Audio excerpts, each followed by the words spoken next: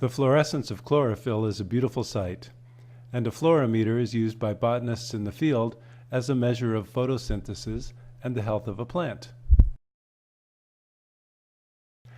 Unlike the discrete energy levels of atoms, molecules have bands of energy with gaps in between.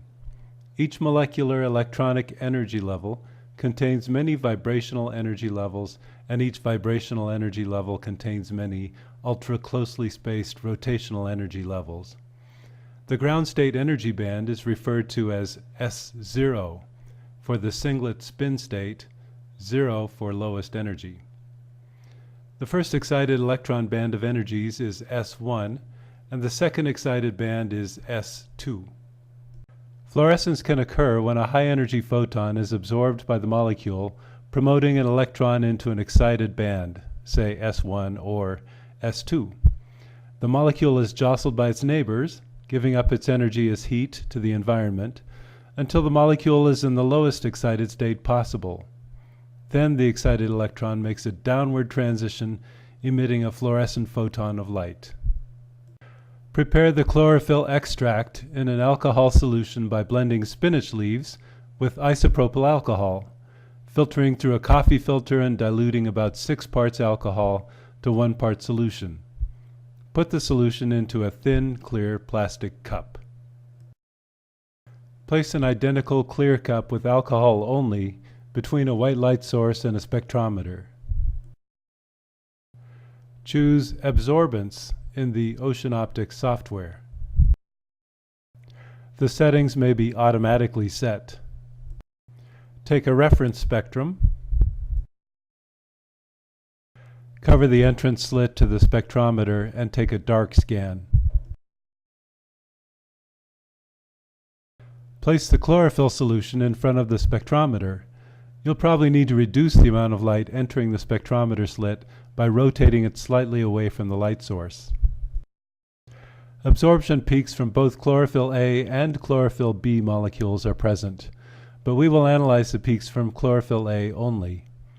Notice strong absorption in the red region as molecular electrons transition from the ground state S0 into the first band of excited states, S1. Absorption also is seen in the UV, promoting electrons from the ground state into the S2 states. Measure the wavelengths of the two absorption peaks. The energy associated with green photons could only promote electrons into the excluded energy gap between S1 and S2. Therefore, green light is not absorbed by chlorophyll molecules and is reflected back as the color we perceive for leaves. Now shine UV light under the cup of chlorophyll solution to boost electrons to the S2 levels and observe the fluorescence spectrum from the side. Measure the fluorescence peak wavelength. Also, shine a laser level under the cup of chlorophyll solution to boost electrons to the S1 levels and observe the fluorescence spectrum from the side. Again, measure the fluorescence peak wavelength. A Jablonski diagram illustrates the energy level structure of a molecule.